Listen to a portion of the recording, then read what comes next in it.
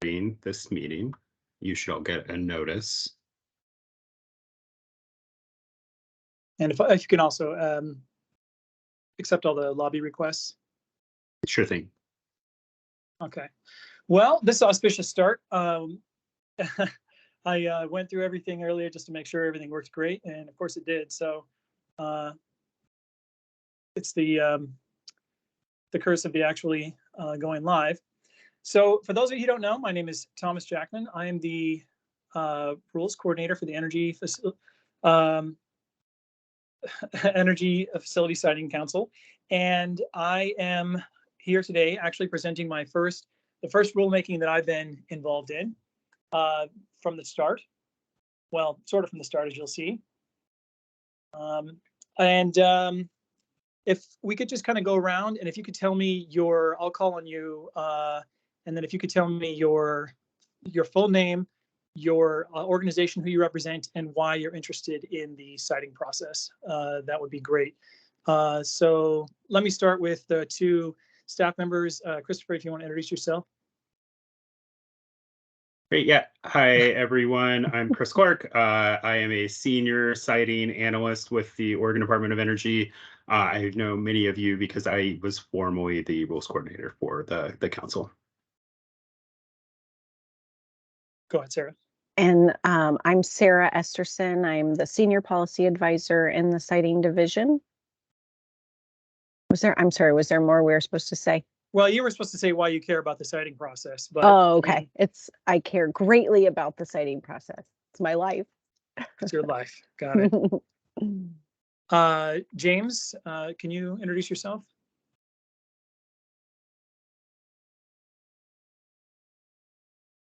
I think you mean me. I'm Jim Johnson. Or Jim, yeah. That's all right. I'm Jim Johnson. I'm the Land Use and Water Planning Coordinator for the Oregon Department of Agriculture. And I care about the process in that I'm involved in it quite a bit. The agricultural community is very active participants in the siting process. And so they look to me a lot of times for understanding the process and the regulations and the like. And then ODA itself also gets involved. So thank you for inviting me to participate in this.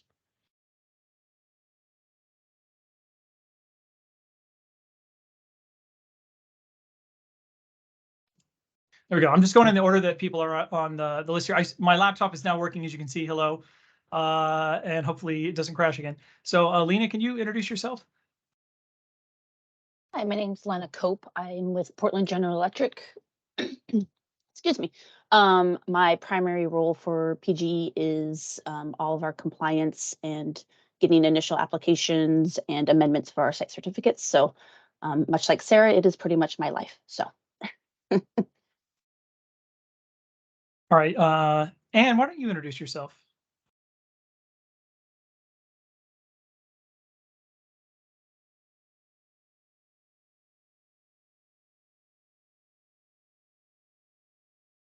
You unmuted yourself, but I can't hear you.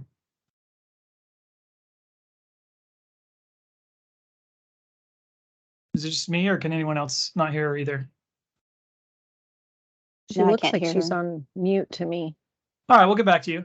Anne is a member of the council, so we're super glad that she's here. Hopefully she can hear us. And invited any council members to come and attend this to kind of see. I will be, as part of my position, summarizing this meeting and also any kind of comments or thoughts that people have about this rulemaking to the council at our next meeting. But I thought it would be helpful for them to kind of sit in person and kind of experience it live. I think I'm unmuted. Oh, you did it, Anne. We can hear you now. I'm not very technically savvy on this stuff. Ann Byer, probably one of the newer members on the Energy Facility Siting Council. I have not been involved in a RAC at the beginning, so I wanted to follow this process through and understand people's comments and concerns. So thank you for inviting me, Tom, and thank you for all the folks who volunteered to serve on this RAC. I know it's a big time commitment, but we really appreciate your input. Thank you. Thank you so much, Anne. Brooke, can you introduce yourself? Hi, good afternoon, I guess now. Brooke Brownlee, also with Portland General Electric, and we build a lot of projects. So we're interested in supporting Lena as well. All right, Diane. Hi, Diane Brandt, and I'm the Oregon State Director at Renewable Northwest. And we are interested in siting because it's super important to meeting our clean energy goals, and also want to, just an interest in finding good public process around everything that we do. So that's why we're here. Awesome. And we have developer members who are regular applicants here at FSEC as well. So that's kind of important to mention. Thanks. All right. Bryce. Yeah, Bryce Foster, the Director of Project Delivery for Sycor, and obviously have an interest in this because it has an impact on what my group delivers. Absolutely. Jack. Hi, everybody. Jack Watson. I am the Director of Policy and Regulatory Affairs for the Oregon Solar and Storage Industries Association. We are a trade association, and we represent solar developers, many of whom go through FSEC. So siting is close to them, and we represent them here. Thanks. Jim Kreider.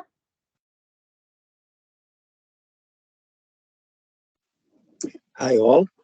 Jim Kreider, representing the public as an individual that's been involved in the siting of a 300-mile transmission line through Eastern Oregon, and would like to share my experiences with the rules and the process, and hopefully make it more user-friendly.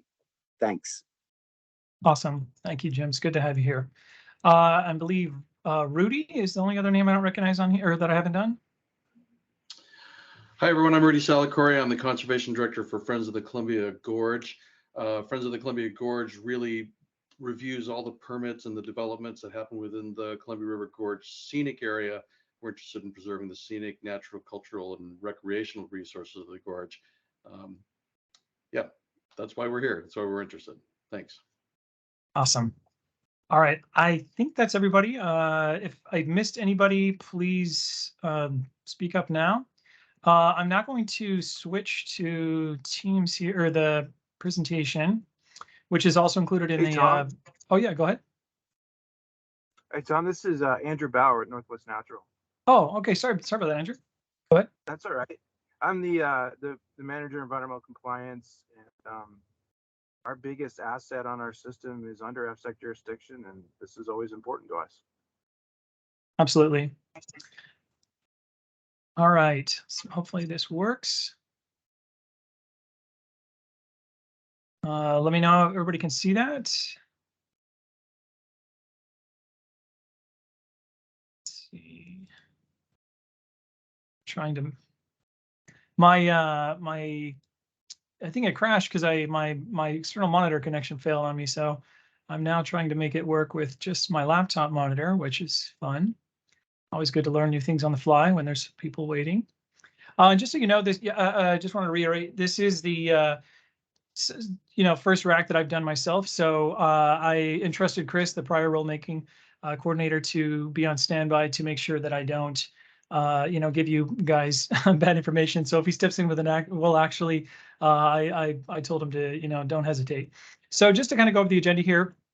I'm just going to present what I presented previously to council, and kind of give you guys an overview of the rulemaking, the scope, and kind of our current thinking on, how we're going to approach this rulemaking. I'm going to open it up to questions. Depending on how long we go, have a break. If people don't want to have a break, we can skip that. We'll see. We'll play it by ear. And then we'll provide an opportunity for public comment.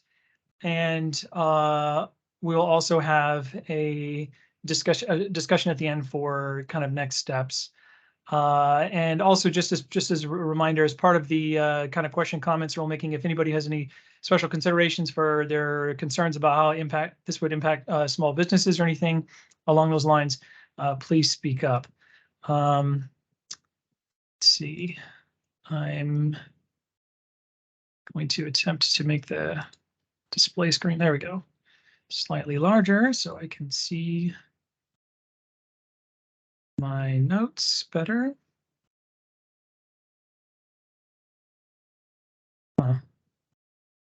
Okay. So first, I thought I'd give you a little background on the rulemaking process. For those of you who are not deeply versed in the process. So typically what we do is we propose to council to initiate a rulemaking and then would develop a draft of the proposed rules with potentially the help of a RAC. In this particular case, we actually, because of this kind of like very procedural nature, kind of the nuts and bolts of this particular rulemaking, we actually kind of scoped it out and kind of came up with a relatively advanced proposal of the draft rules for, to council and presented that to them, and they approved that as part of the initiation of the rulemaking process. But I just wanted to point out and make sure that you guys understand that that approach, we didn't intend to shortchange the RAC process or the ability for public to provide comments and feedback on any proposed rule language or to offer their own suggestions on how we can optimize the citing process within the scope of the rulemaking that has been approved by council. So we are here still in the development of the draft proposed rules section. Once we as a RAC kind of move forward and the comments by the RAC are received and kind of processed, we would then present that to council. And if they approved it, we would do a notice of proposed rulemaking. At that point, there would be an additional public comment period. And if you didn't, if there's some things any new comments you want to make, you can make them as just part of the formal public comment period. It's not, you're not prevented from participating just because you're on the RAC. So you have extra chances to comment. I suppose there's no limitation on that. Once that formal comment period is completed, it's several weeks.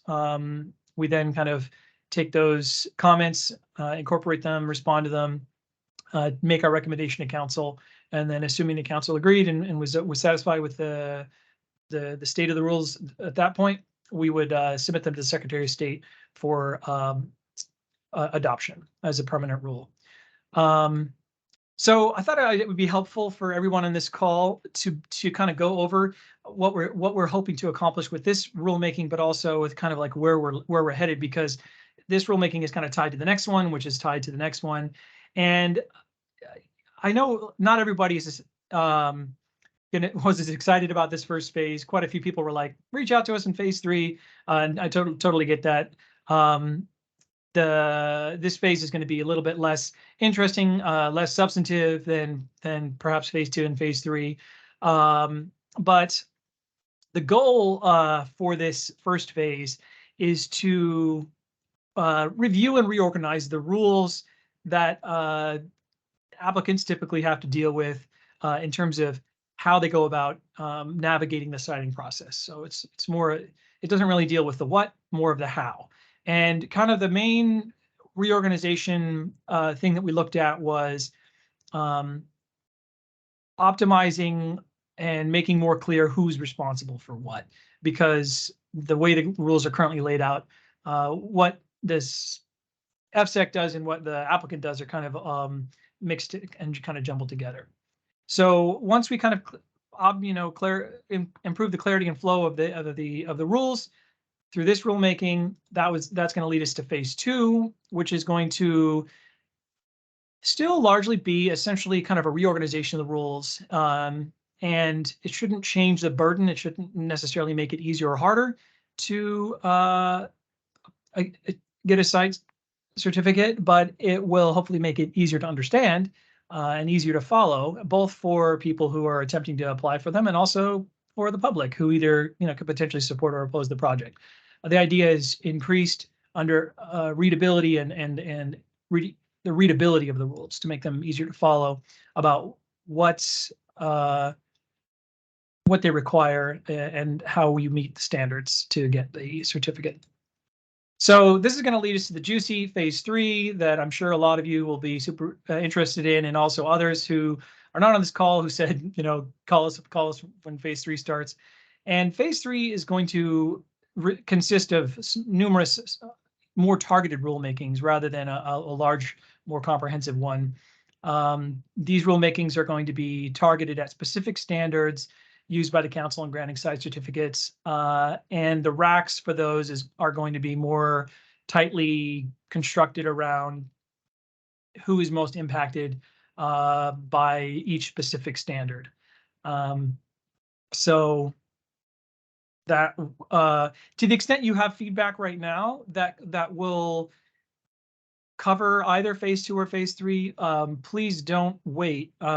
We want that feedback sooner rather than later. So I don't want to derail this this RAC here today, but depending on how much feedback people have on phase 1, we may open it up a little bit for thoughts people have about the next 2 phases, about where we should, or at least phase 3, about where we should focus. But you can always submit that stuff in writing, and I will definitely be reviewing all that carefully and using it to inform the process on what we're going to focus on and where we go. Does anybody have any questions before I proceed about this kind of multi-phased approach? Yeah, Diane, go ahead. Yeah, just a quick question. Will each phase go to conclusion, go to adoption of permanent rules before you open up the next phase, or how does that sequencing work? Yes, so it will. However, I'm not waiting to do the internal work. So I've already started drafting phase 2 and kind of identifying what the scope of that, what we're going to propose to council. Council hasn't approved anything yet. They've approved that, that they want us to, work on that, portion of the rule of the application process review.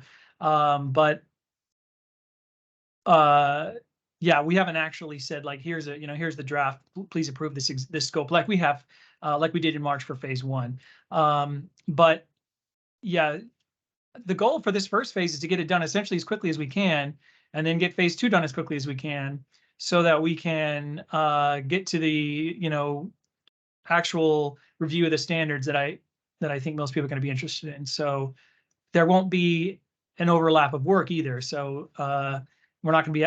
That was kind of one of the thoughts, was that the RAC for the second phase is probably going to be similar to this first one, and we didn't want to have kind of things going at the same time for people to make it too crazy for them. Does that make sense?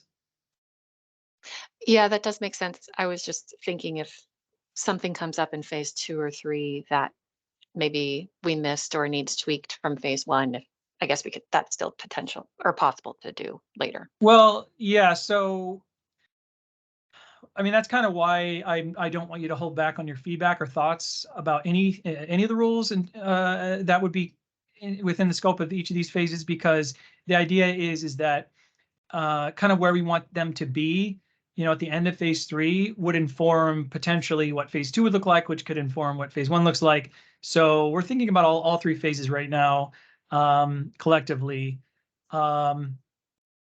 So yeah, no, definitely that is a consideration and something to think about. We don't want to have to redo essentially sections of rules because we're like, oh shoot, we should have done this in phase 1. We're going to try to avoid that as much as we can. Okay. Does anybody else have any questions? All right. Of course, there'll be more time to speak here in a minute, but feel free to raise your hand if you have any thoughts about what we're talking about right now. Okay, so for the background, kind of the scope for this first phase, we targeted initially 15 through 26 divisions, but ended up focusing mostly on 15 through 22. And really, as you'll see, it's mostly 15 is 90% of the changes. The objective, I guess I should move this through. I have to put it in 2 windows here, but sorry, I've been using my own PowerPoint. Okay, so the scope for phase 1 here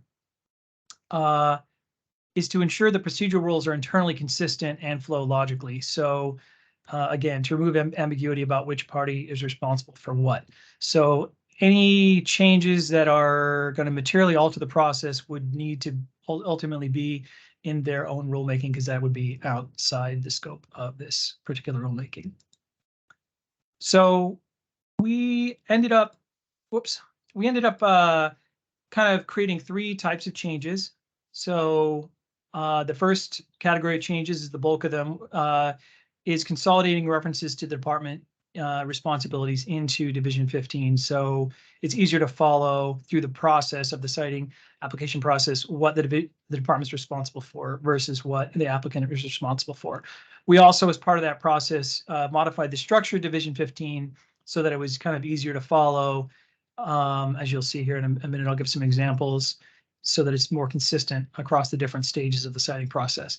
And then lastly, we just tweaked, the rule language throughout Divisions 15, 20, and 21, where it helped improve the consistency of the rules and the clarity if there was any ambiguity.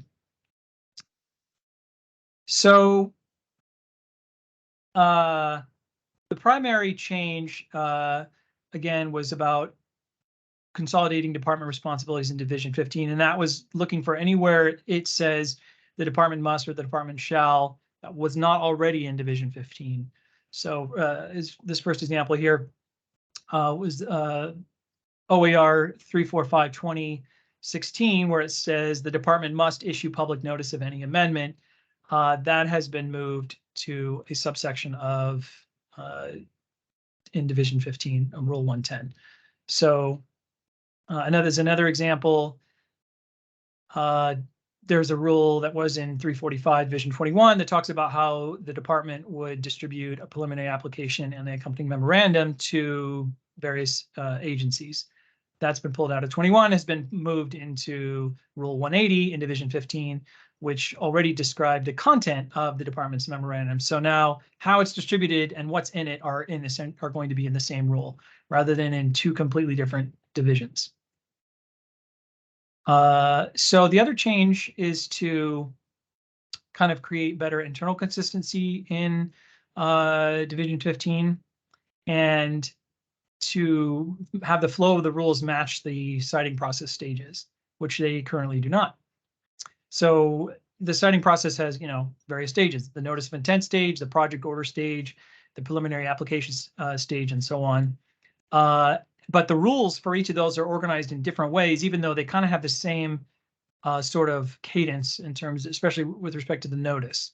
So what we're trying to do here in the draft rules is reorganize the rules so they have the same flow across each of the stages, which I think greatly increases their kind of readability and the ability for an applicant or the public to follow the process. So, for example, there is currently in 345 Division 15, 110 is a public notice. Oh, Jim, you have a question? Yes, I do. Thanks. Do the subset of rules in those 3 be on a slide prior? Are they the same subset of rules? Are they different subsets of rules for each one? They are different. So they're not identical, but they cover different areas, or they cover the same sort of steps. Like each of them has kind of a notice stage, but the notice requirements for each of them is different. But in some cases, the notice was its own rule, and in other cases, the notice for another stage was like embedded in another rule.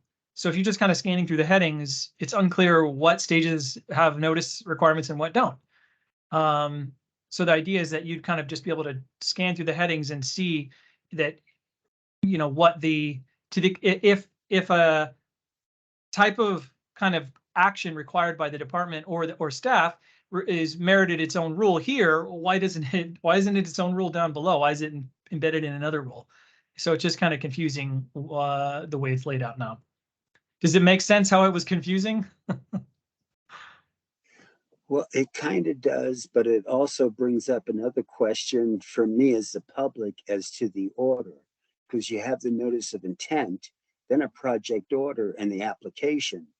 Why isn't there the notice of intent, then an application, then a project order reflecting the preliminary application?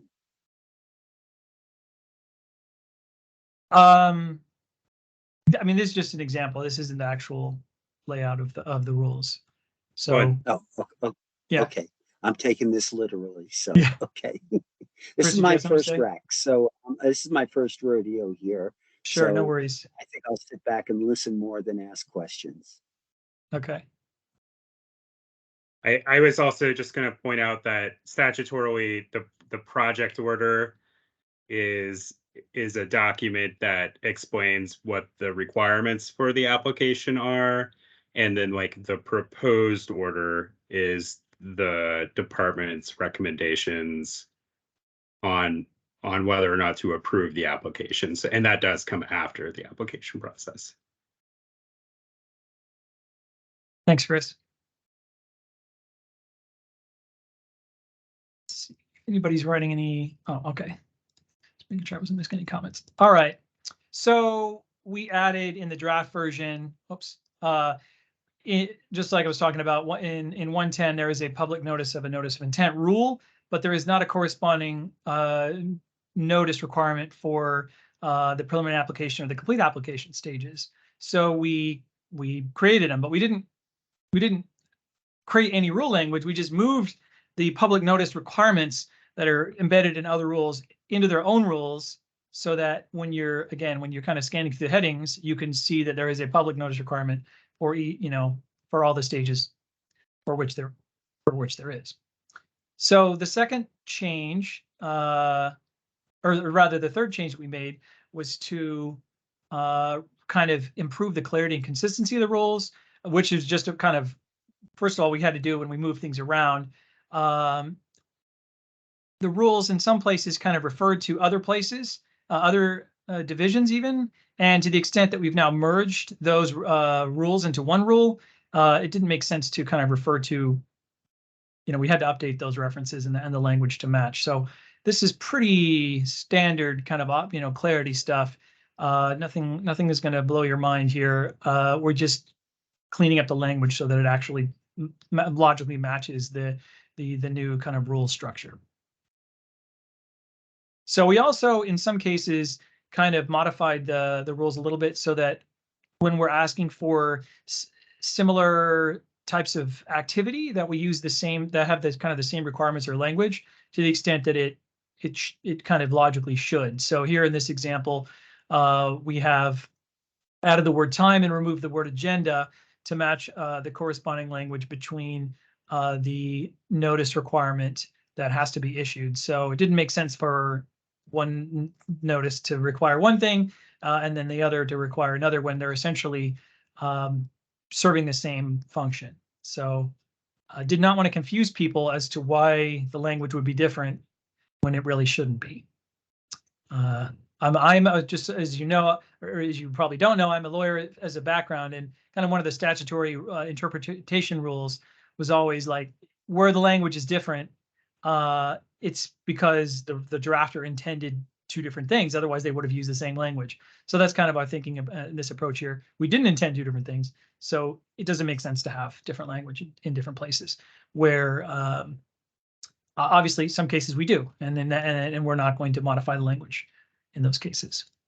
So one kind of final little change here, and I think this is the only one, is we modified the language in the new 345-15 Rule 180 to remove a reference to, this has to do with the distribution of a department memo. And initially, the way the rule is written now, the department is supposed to, in coordination with the applicant, figure out, when to distribute it and who's going to, which agencies to distribute the list to. But the agency list is just kind of static, and for all intents and purposes, we give notice to the same agencies every time. So it didn't really make sense to require some sort of like coordination with the applicant. We just send, the department takes care of that. So there wasn't a need to reference any sort of coordination with the applicant. This is kind of the only technically substantive change. but it is kind of just conforming to what we've been doing for years. However, if the RAC feels like it's outside the scope or didn't feel like it was appropriate, not opposed to just keeping the language the way it is now and continuing to practice the way it is now. But I just wanted to point that out in case you come across this and we're like, wait a minute, that's actually changing something. Jim, another question or comment. Just to express a question or concern about having the department decide who to send information to without a third party looking in, one could narrow that scope to be very finite and miss a lot of people. So I'm just a little concerned that there's not another party advising on the distribution list. So that's a valid concern, but I would say that it's essentially anybody who could possibly have any sort of connection to a site certificate being granted, any agency that's connected to is included on the agency list now. I guess if you were, I mean, if you were, I think under the existing rules, you'd have that same concern because the applicant probably would be advocating for fewer people to review it rather than more. So the agency, the staff was already probably advocating, doing the broadest interpretation of who should receive this. So leaving this in staff's hands, which is kind of the standard practice anyway, you're already getting a broader array of agencies theoretically than you would if you were just to leave it in the hand of the applicant. I don't know, Chris, did you have any, or Sarah, did you have any thoughts about that concern? Well, yeah, just to clarify that there is a list of agencies that have to be consulted in statute, and then that list is expanded upon a little bit in the definitions rule. And it does give the department some discretion to add people to that list. And that would be what was happening with the distribution date. And I guess the only other thing I could say is that, even if we determine a distribution list, that doesn't preclude other agencies or entities from participating in the public process. So there's other avenues there. But again, I think, like you said, Jim, that is a valid comment for sure. Yeah, there's nothing stopping anybody. I actually just went through this myself, whereas I looked through every single other agency that could potentially create rules that would affect the citing process, and just signed up using the same process that any public and person, yourself included, could go to their website and sign up for the same kind of notice list, and then when they create rules and do stuff, they have their own requirements about sending notice out to anybody who's signed up, which now would include me. So inside our own kind of agency system, we kind of take it upon ourselves to ensure that we are aware of each other agency's potential impacts on our own process. So I would expect that other agencies who are concerned about citing have already all signed up. So even if we were to fail to send something to somebody as part of this rule, when we sent it out via the general notice, everybody who signed up for it would get it anyway, and they would be able to participate. So one other thing I wanted to show you that I didn't include in the materials that I put on but I will send it to you and also put it on the website, is a chart that I've made. Hold on. To reopen everything up after it all crashed on me. Okay, so I'm going to have to switch because it's not a slide, but Jim, you have another question? I do. I'm not following what I said in the beginning. Sorry. When you say agency, are you talking state agencies or are you talking county commissioners, tribal authorities? Who's in this agency umbrella, like nonprofits that are in the area that might have an interest in the particular siting? Are they included in this mix? Or are we just talking state agencies that are involved as advisors to ODOE in a site certificate or something like that? So Chris can correct me if I'm wrong, but this particular rule is referring to an interagency requirement where basically FSEC has to reach out to any agency that potentially could be concerned or have an interest in you know, a resource or something that could be impacted by, you know, like, for example, if they're going to disrupt, you know, potentially a stream, you know, Department of Fish and Wildlife would potentially be have a concern. So there is actually a separate public notice requirement, and then there's also a kind of requirement that we reach out to our sister agencies who oversee these same resources to make sure that they are aware of potential impacts if a site certificate were to be issued, so that they can express any concerns or are okay with, you know, potential mitigation measures and whatnot. So if you read through the rules, you'll see that there is, and actually this chart that I'm about to show you, there is substantial notice requirements, and this is just on top of the additional notice that would go out to the tribes and everyone else who is required to get noticed by the rules.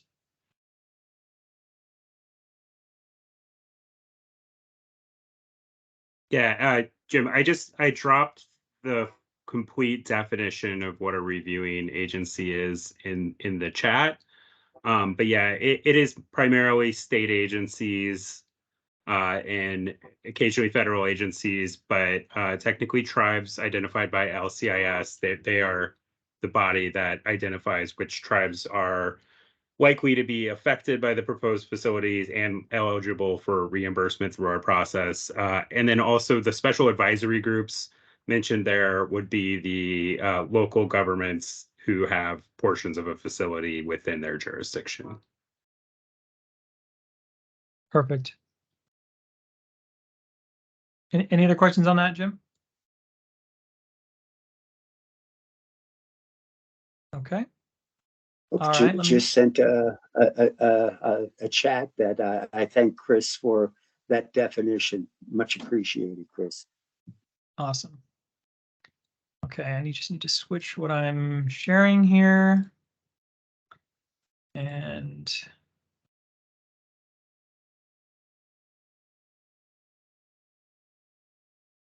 okay, so here I have something that would potentially be used as an attachment to the rules. Apparently you cannot put charts in the rules themselves, but it would basically read as a kind of, there would just be a reference to this in the rules so that people could refer to it as a kind of a guide for understanding the notice requirements. So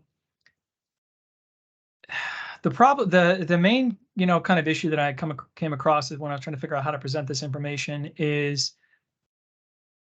it's almost, in my view, kind of impossible to create a chart that would negate your need to refer to the rules themselves. But I do think it is handy to provide this as a kind of like,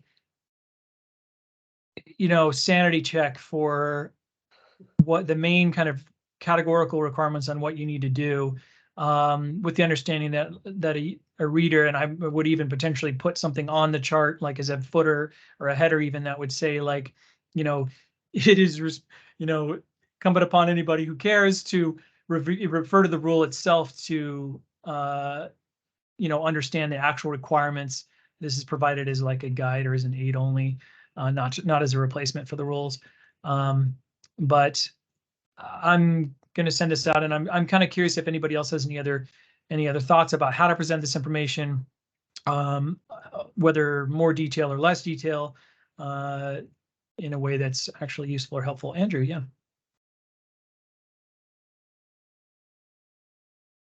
I think it would be maybe beneficial for you to go to DEQ's website. They've got a lot of like quick reference guides that are available that are outside of the rules that may be beneficial for you to present this and some of the other language that's associated with it as a template.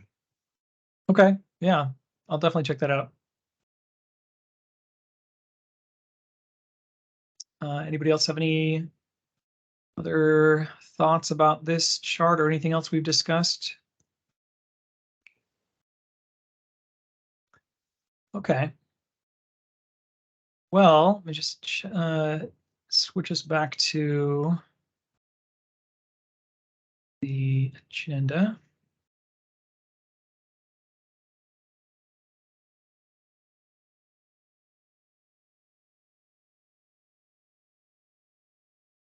All right, so had a couple of great comments through the presentation.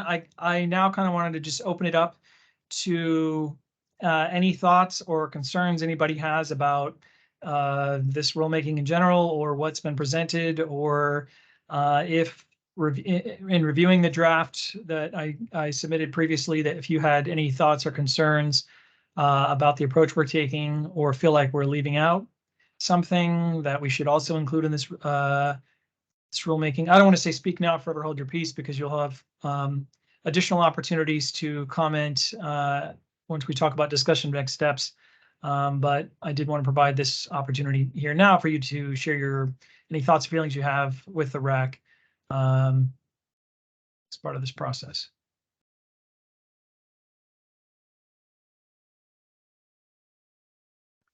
And if nobody has any thoughts or concerns, that's totally great. I'm happy to kind of proceed with the draft as was originally presented to council.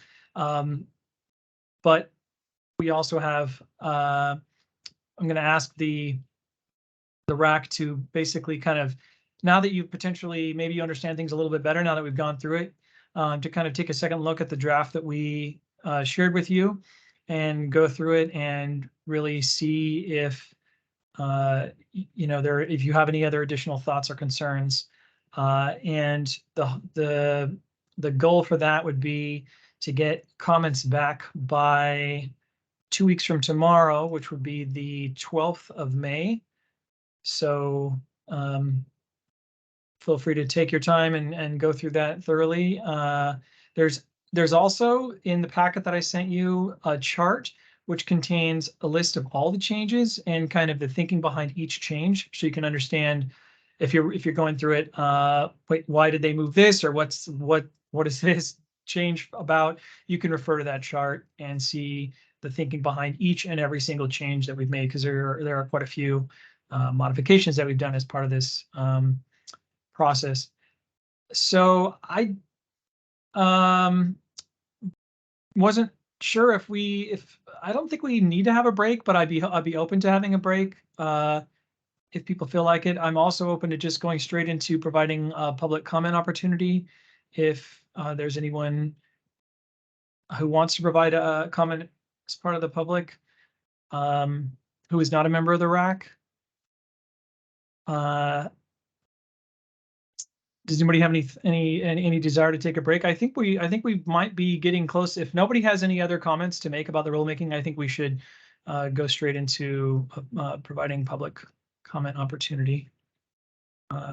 Feel free to raise your hand in Teams. You can see the hand icon there, and at the top of your meeting, and I'll call on you. If you're on the phone, you can unmute yourself. We're a pretty small group, and just let me know that you have something to say.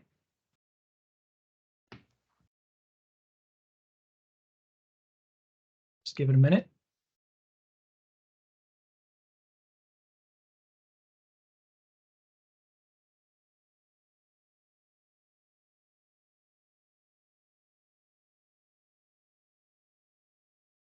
Okay, I'm not really hearing anybody who has additional thoughts. So I think we're kind of approaching the end of the RAC here. As I stated, we're going to give you 2 weeks to kind of look over this. And also, again, I just want to reiterate, if you have any other additional thoughts that are outside the scope of this rulemaking, feel free to include those as well, because this kind of multiphasic approach, you know, as we start to think about like what we're going to do in phase 2 and phase 3, it could potentially alter what we're going to do right now. So yeah, Andy, did you have another comment? Sure.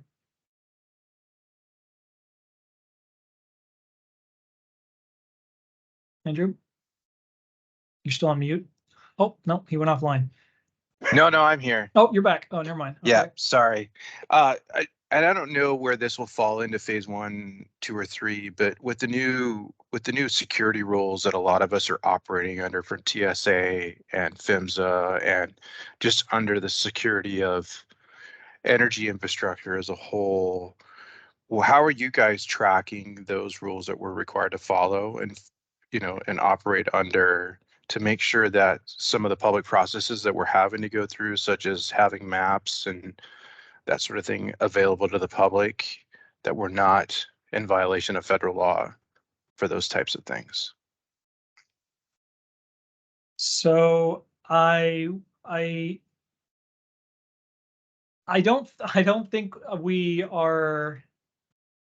Certainly, if you have any concerns that the rules as drafted require you to submit stuff that would be in violation of a federal law, we would want to change that to, quite frequently the state legislature will make, come up with new laws that aren't even necessarily directed at FSEC, but that would cause us to need to update our rules.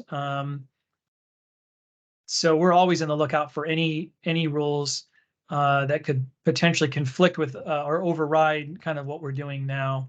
I don't know if Chris has any or Sarah has any other thoughts on that. I'm not aware of any potential security conflicts at this moment, but something I could look into for sure. Yeah, and I'll talk to our legal team, and I'll get if they've got some stuff for me, I'll send it and pass it on. Yeah, if you're reviewing the citing process and you're like, you feel like there's some sort of conflict with new federal guidelines or regulations, definitely send it our way. Okay. Does anybody else have any other thoughts or concern? Oh yeah, go ahead, Chris. You have something? I was just gonna say, it looks like Lena has her hand up. Oh sure. Okay, Lena. Yeah, I can't see my tiny little screen. I can't see everything. Yeah. Probably, I guess, a question about the public comment opportunity for the RAC. Being a site certificate holder, we're always well aware of the rulemaking and RACs. How would someone in the public that isn't a member of the RAC have known that this meeting was occurring today? So yeah, last week we posted a notice on the rulemaking website and then sent out a thing. So anybody who signed up for notification, like what I was discussing that I do for other agencies, you can also do for FSEC and sign up for it. So anybody who is signed up to receive notification of rulemaking received notice of this meeting today. Thank you. So Jim asked a question, how we'd like to comment in Redline. You can comment however you want. So if you want to make comments in Word, you can do that. You can redline it. You can, just reference stuff and whatever's easier for you. I will figure it out. Probably easiest for me would be to just do it in Redline and or use the comment bubbles in Word, so I can track exactly what you're referring to. But whatever's easy, whatever you can do for your own process. Does anybody else have any questions about the actual process for getting me the feedback? You guys all have my email address because you've responded to my email requests to show up at today's meeting. Unless anybody else has any other, Andrew, you still have your hand up. I don't know if you just left it up or if you had another thought.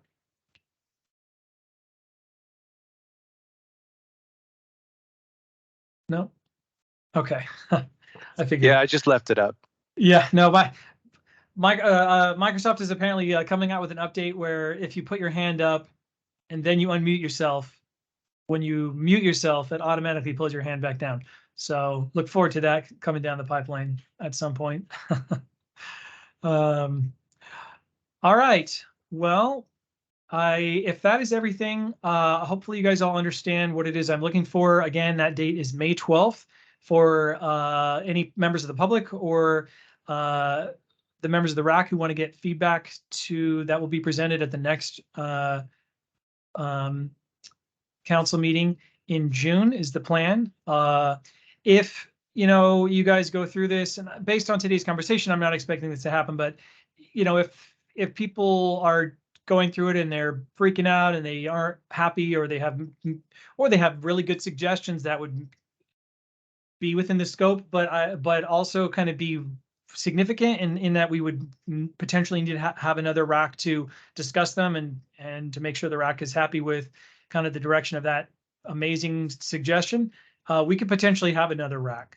I'm not anticipating it, but it could theoretically happen. So, oh yeah, this recording is posted on the website, so I will send a link out to the RAC. But if you just go to the FSEC, if you just Googled Oregon FSEC, rulemaking, it'll take you straight to the rulemaking page where we post all updates about ongoing rulemakings that anybody in the public or yourselves can review. And I will have a link to the meeting materials, which will include the materials I previously sent you, as well as this PowerPoint presentation, as well as a link to the recording of this meeting, which will be posted in a couple of days. It takes some time to process and get uploaded, but this meeting itself will be available for all to rewatch if you're so inclined. Does anybody else have any other questions? Or Dan, go ahead.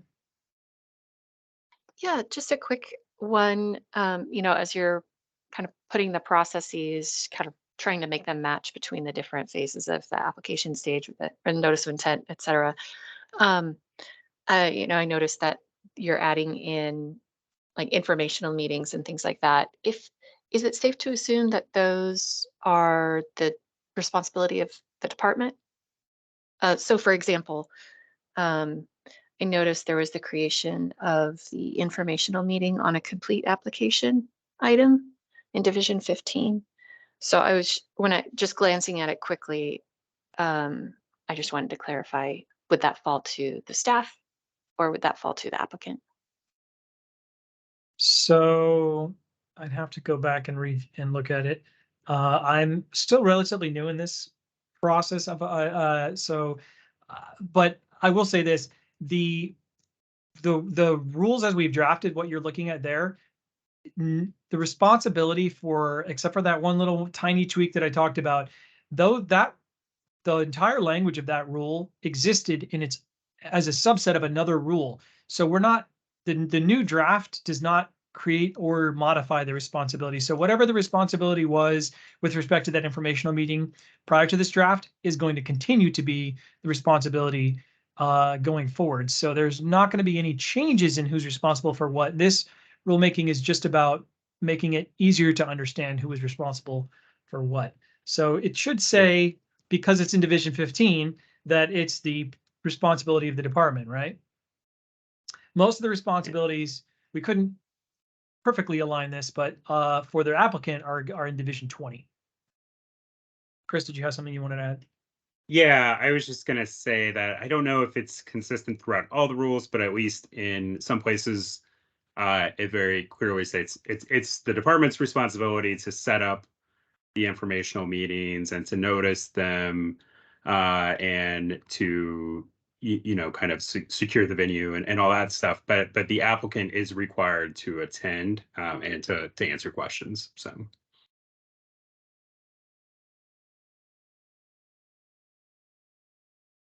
Yep. And, honestly, if you have any questions like that one, your feedback doesn't have to be, oh, I hate this or whatever. You can also just email me with any questions you have about the process, or and if I can't figure out the answer, I've got great resources to help me figure out the answer. Yeah, and that feedback may be helpful for you in providing your additional feedback. So, I mean, honestly, if you can't understand or follow the process as it's drafted, that's kind of the point of what we're trying to do right now, is make it less confusing. So who's responsible? What? That's exactly the sort of stuff we're trying to address. So if and this phase 1 is largely targeted at that specific question of who's responsible for what. So if it's in 15, it's likely, 99% of what's in there is the responsible of the department. If it's in 20, it's the responsibility of the applicant. We couldn't make it perfect, but we did the best that we could. Does anybody else have any other? We have plenty of time. Any other thoughts or concerns or suggestions? Okay.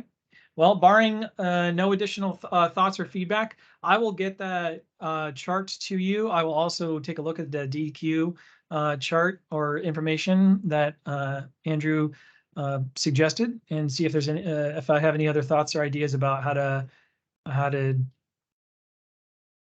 display those notice requirements. Again, that wouldn't be technically a rule. It would just be something that rules would refer to, that people could, and potentially even just like a resource on the website that people could go to kind of grasp, because there are substantial notice requirements across the siting process, and it can be a little bit overwhelming. So the thinking was the chart would be kind of a quick guide or an aid so that you can understand, how we get the word out and when for each phase. With that, if nobody else has any other thoughts or concerns, I'm going to end the RAC. And Chris, I don't know if you can cease the recording. And I thank you all so much. You've been great, and you'll hear from me more. Again, I don't think we're going to meet again, but it could happen. But I am eagerly looking forward to your feedback regarding this phase or any other rulemaking related issues with the other phases. Thanks so much, guys. Thanks. Be safe. Mm-hmm.